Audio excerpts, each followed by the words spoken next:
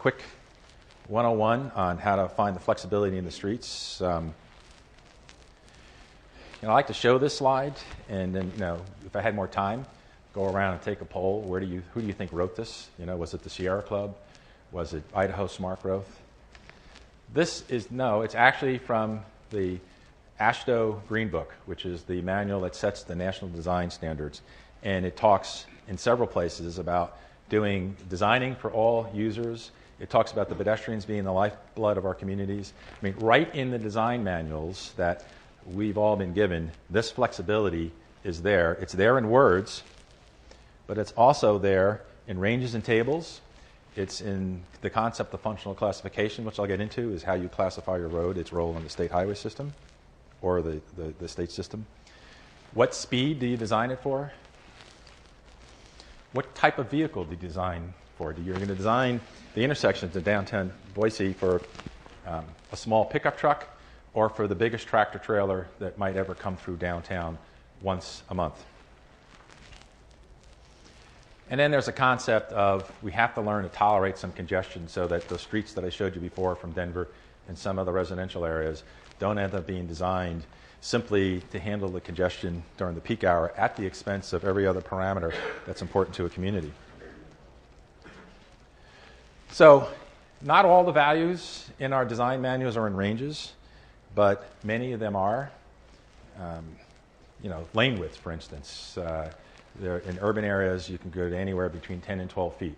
And traditionally, absent any other consideration, it's going to be logical. If we deputize any one of you folks as the state highway engineer at any particular point in time, and if you had no other reason to do it and you were told that your goal was to make the street safe, you'd probably pick the higher range. So the first thing you should always do, whether you're inside the engineering practice or whether you're in the community, is get under the hood of what are the ranges of values and did I pick the minimum or the desirable.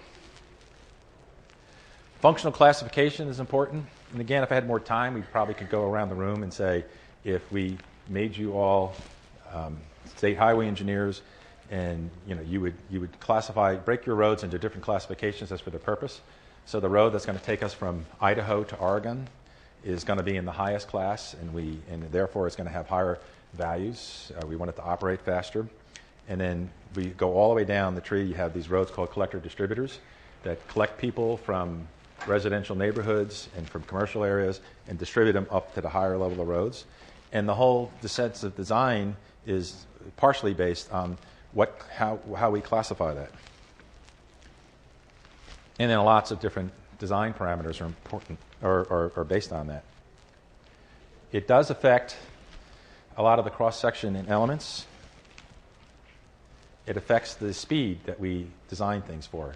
Be logical, right? If you're designing a road to go to Seattle, you're going to want it to operate safely at 70. If you're designing a road to get you to your house or your school, you're going to want to design it to be safe at 20 or 25. How do you think that affects some of the parameters? For instance, trees. If we made you all engineers for a day and we said, here's two roads. One is going to operate at 20 miles an hour and one we want to operate and be safe at 70. Where would you put the trees on one with respect to the other? It's all based on the functional classification and the design speed. Why is that important? It's important, and this is from a Federal Highway Administration manual. It's not from the Sierra Club or Idaho Smart Growth, but the practice is saying that over the last 50 years, we've built a lot of new roads that parallel old roads that once were classified as major arterials, and we may have a freeway next to it now. And the state DOT oftentimes, or the county, or the ACHD, oftentimes doesn't go in and reassess as to whether or not that classification needs to be at that level. So the next thing I would do after the range in the tables is go in and ask, what's the functional classification, and can we look at this and determine whether or not I could drop it down? Because it's going to change a lot of the flexibility in those tables. Logically, a lot of these design parameters are going to be, if we can get somebody to set the target speed to be lower, we're going to be successful in getting lots of more flexible design features. So for instance, with the clear zone, how far away are the trees? They can be closer when the design speed is lower, like in urban areas.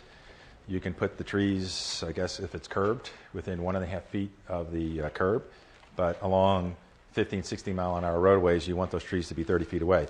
Huge difference in terms of the urban form. And of course, the curves can be more forgiving.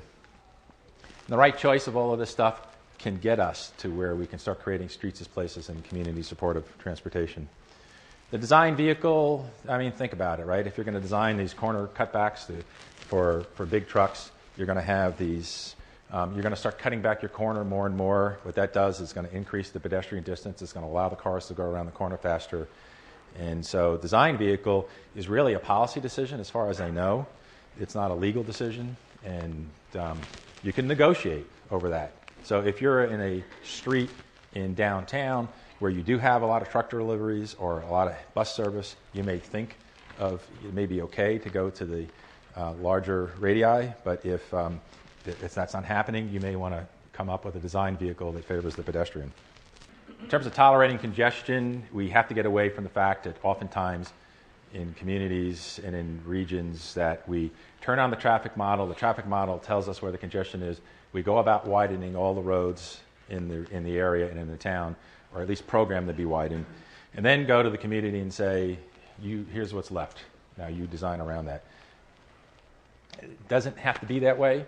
It's not mandatory to eradicate all what's called level of service F or congested conditions. It's up to the policy decision of the community or the state DOT to decide that we can tolerate levels of service F for an hour or two. There's been lots of examples around the country now where communities like Charlotte are moving away from that and actually talk about pedestrian priority and pedestrian level of service in their downtown. So it's strictly within your purview. You do not have to automatically stamp out all places where traffic backs up. So we're advocating more of this upside-down planning. Start with your community's vision. We talked about this morning, and work backwards. Go in and find ways to find all that flexibility in the design manuals to create the kind of public realm that you want, and getting away from the traditional highway design. One of the two last things I want to talk about is I thought it was pretty creative that in the city of Philadelphia, they had a water department with money, and they also had a problem with their drainage system. They needed to overhaul it and put billions into it. They didn't want to rip up the streets. It was going to be too costly and too troublesome and too time-consuming. So they wanted to go into storing the stormwater on site. They had the money to do it. They didn't have the space. The city transportation department had the desire to work with communities to right-size some of their streets, but they didn't have the money. So they partnered, and this is where that single-use funding versus multiple-use funding comes into play. They partnered, and they're starting to build, and they changed the name now, the Blue Streets, because the water department, the boss said, if you're using our money, you have to call it Blue Streets, right? So the transportation department said, fine, as long as you sign the check, we'll call it whatever color streets that you want. But the thing is, you might want to think about that out here, since water is at a premium. Is there a way that you can dovetail some of the projects? I don't know if you have much of this green streets and water harvesting stuff out here.